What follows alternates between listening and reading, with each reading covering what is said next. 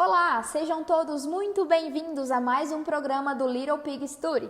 No episódio de hoje, vamos falar um pouco sobre as doenças respiratórias em suínos. Episódio 1, pneumonia exoótica suína. Vamos começar a explicar sobre esse assunto falando sobre a etiologia da doença. Ela é causada principalmente pela bactéria Mycoplasma iopneumoniae, que infecta o trato respiratório dos suínos, especialmente os epitélios ciliares das vias aéreas, causando inflamação e danos aos tecidos. Sobre as características do agente etiológico, podemos citar que essa bactéria é uma bactéria pleomórfica, o que quer dizer que ela pode assumir diversas formas, incluindo células filamentosas e cocóides. Essa capacidade de variar em forma é uma característica comum das bactérias do gênero Mycoplasma. Outra característica relevante é que essa bactéria possui ausência de parede celular. Isso a torna intrinsecamente resistente a antibióticos que têm como alvo a síntese da parede celular bacteriana. Outra característica que podemos citar é o seu pequeno genoma. Ela tem um genoma relativamente pequeno em comparação a outras bactérias. O genoma reduzido reflete a sua dependência dos hospedeiros para obter muitos nutrientes e fatores de crescimento. Outra característica importante é que o Mycoplasma possui proteínas de adesões específicas que lhe permitem aderir às células do epitélio respiratório dos suínos. Essa adesão é um passo crucial para a colonização e subsequente infecção dos tecidos respiratórios. A patogenia da doença, como ela acontece? Acontece pela colonização das vias aéreas. O Mycoplasma coloniza as vias respiratórias dos suínos, especialmente os epitélios ciliares, como eu havia falado, das vias aéreas superiores e inferiores. Acontece também a adesão e invasão. A bactéria adere às células do epitélio respiratório por meio de proteínas de adesões específicas, o que facilita sua invasão nos tecidos.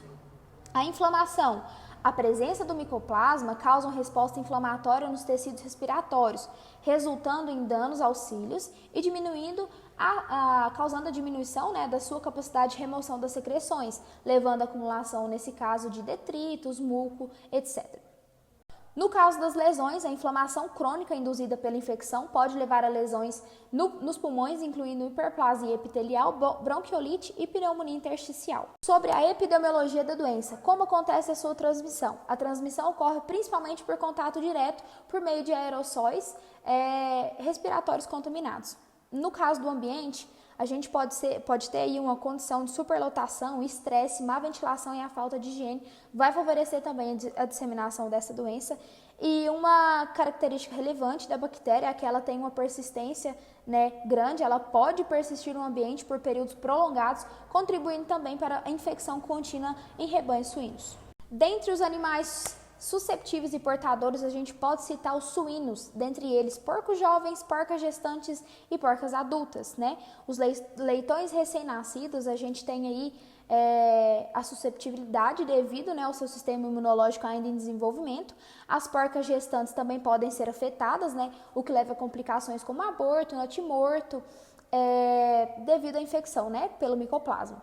Porcos adultos, embora menos susceptíveis do que os leitões e porcas gestantes, os suínos adultos também podem ser afetados, especialmente em situações de estresse, como superlotação, transporte ou mudanças de ambiente.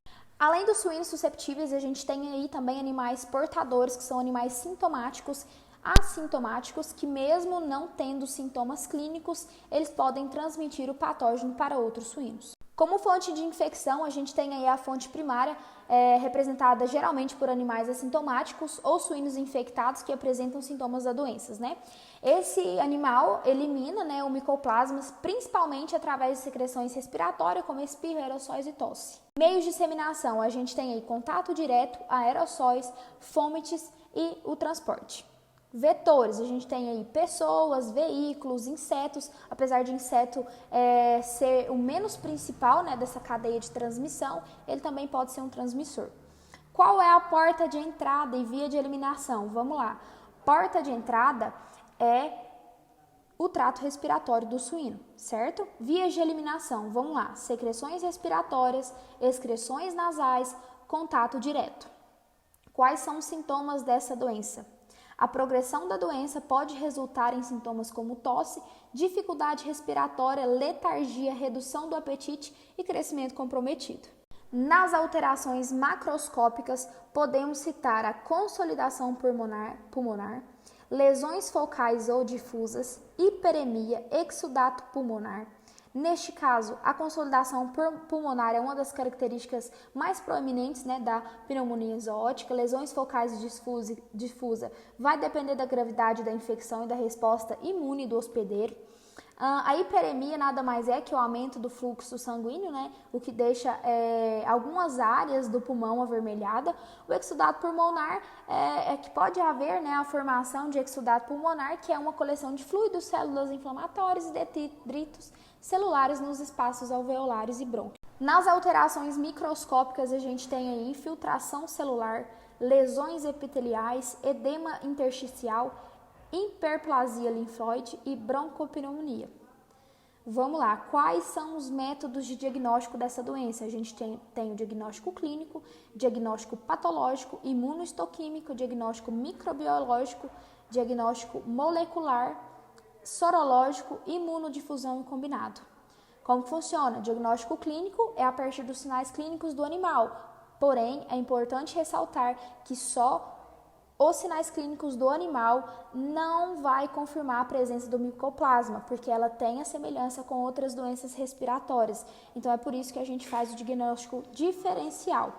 Diagnóstico patológico, a gente tem o histopatológico, lesões macroscópicas, imunohistoquímica é a utilização de anticorpos específicos, a gente tem o isolamento da bactéria, a gente tem a detecção do DNA, tem o PCR, tem o ELISA, combinação de PCR e ELISA, combinação do histopatológico com o PCR e o diagnóstico diferencial para algumas doenças que são importantes. Vamos lá, pleuropneumonia infecciosa, contagiosa suína, infecção por Pasteurella mutocida, infecção por Bordetella bronchial, síndrome respiratória reprodutiva dos suínos, pneumonia viral, doença de Glasser, enzootic pneumonia complex, que é as infecções mistas. Como acontece o controle e a prevenção dessa doença? Esse é o nosso trabalho, Little Pig também está aí atuando como médico veterinário. O controle e a prevenção é feito por meio do manejo dos animais, da vacinação, medicação e antimicrobianos, melhoramento genético, controle da entrada de animais, monitoramento e vigilância, capacitação dos colaboradores, a biossegurança e o tratamento dos sintomáticos. Vamos lá, vacinação. Essa doença tem vacina? Tem sim. Vou citar para vocês qual que é o programa, o esquema de vacinação utilizado. A gente tem aí para as leitoas a primeira dose com 70 dias de gestação, a segunda dose com 90 dias de gestação, para porcas adultas, uma dose com 90 dias de gestação e para os leitões, uma ou duas doses, vai depender aí do fabricante ou recomendação do médico veterinário. Existe tratamento? Sim, existe tratamento.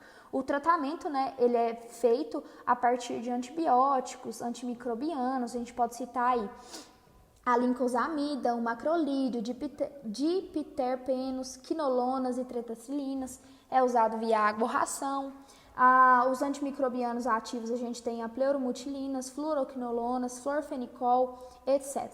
A duração do tratamento vai variar com o quadro clínico do animal, tá?